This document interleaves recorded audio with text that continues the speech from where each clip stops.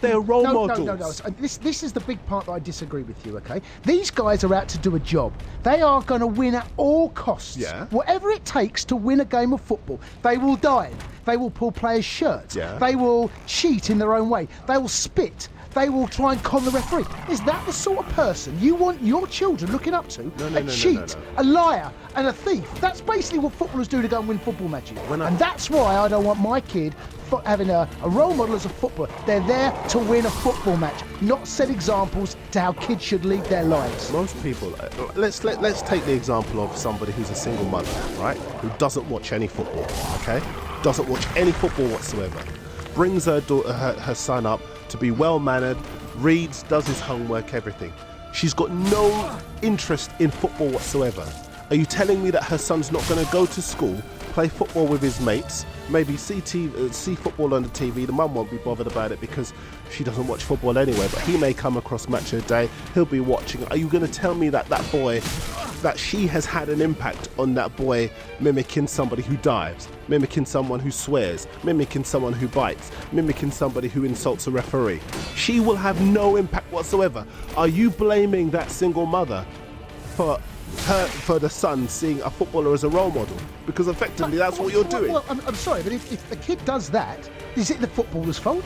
Well, is it, or is it his team? Is it the lads that he plays with? No, but there other outside influences that may well have affected that? Listen, we have to have an acceptance, and football's horrendous at doing this. We have to accept that footballers' actions have an impact on young people without footballers being held up by us as parents, as role models, because there is not a single footballer in the world that I'd say to my kids, Amy Winehouse. Copy him. So did Amy Winehouse. Do that. So did Jay Goody. So did Jay Goody. Are you telling me these we live in an OK magazine You're bringing culture. celebrity into it, that's and what we this have to is. take responsibility in sport. You take responsibility, for what we can but you also take responsibility for you as a parent. Now, yes, of course, you picked out the worst kind there, a single mum bringing up a child. What about, no, you have. You've gone down that route there, which is the lowest common denominator, really, because you've used... A single mum's the lowest common denominator. Someone who, you've described a young boy's life here that hasn't got any male role models in his life, okay? That's basically what you've described there, okay? And unfortunately, there are a section of society, a number of them, that are in that, and they're the ones that have got to be supported. My point is, don't always blame footballer for the ills of society, which I get sick and tired of people like you and other people on the line that blame the ills of society on footballers. And the truth is, we live in a culture now where it's celebrity, it's footballers. We look up on the screens, we buy a glossy magazine, that's our life. We want to have this life, we want to have those nails, we want to have those shoes, we want to have that bag. That's the problem, not footballers. So you're saying to us, what you're saying is then, don't bother about a respect campaign.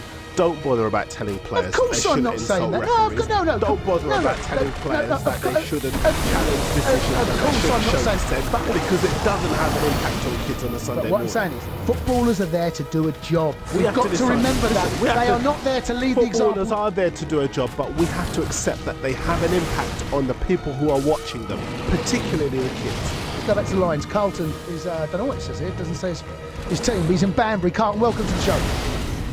You're welcome. Yeah, well, in a sense, I agree with Darren, because when you look at it, if a guy playing cricket, any sports at all, as a kid, you're gonna look at one player and say that the role model and what they said.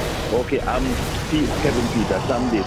Well, I'm not talking about that. Well, John Terry, I'm talking about John Terry incident.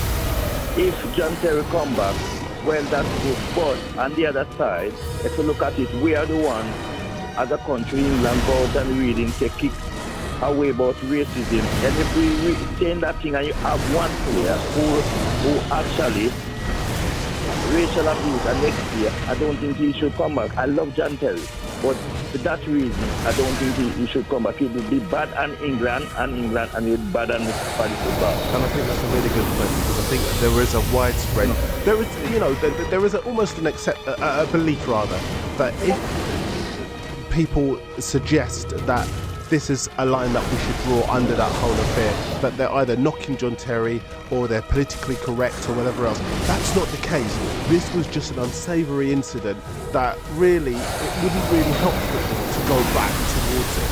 I think it wouldn't be good for John Terry. I think it would, as you say, it wouldn't be good for the England team. I think it would cast a shadow over any game that we play in. It would be divisive. Can we not? I mean, should we not? You know, he's served his time. Okay, he got a 4-match ban. Whether you think that's enough or not is a topic for another day. He was fined £220,000. Okay. Should we not move on? Should we not draw a line now and say that's happened? He was punished. There was an example set.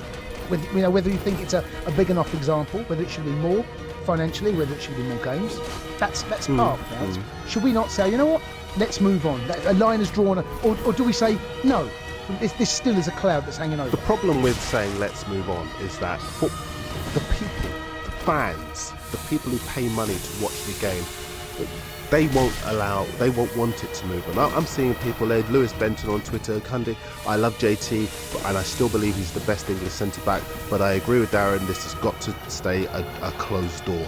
I think as far as John Terry is concerned, there will be lots of people who will appreciate what he brings to the team. But the truth is, Sam Allardyce has got a job to do. He's got a job to do, Darren. He's walking into this job, one of the biggest jobs in world football, and this is his big chance. Okay, this is his big chance. So he's sitting there now thinking, you know what, we've got a problem at centre-half. I looked at Smalling, I looked at Cahill, I'm looking at Stones. I'm not quite sure that combination is right. I'm not quite sure I'm happy. If a John Terry comes back in, does it give me, as the manager, England manager, a better chance of success? Surely he has to think like that. Yes, he will take into account everything that's being said right now. Yes, those conversations. And if he can come through that and say, you know what, all of that, the mess that it might bring up, and it might happen for X amount of days, weeks, or whatever. But I believe, for me, John Terry is the best man for that job. Should he not be able to call him up as the England manager? I think that you have to divorce football from it. You have to separate the two, because there are two issues here. It isn't just a sporting issue.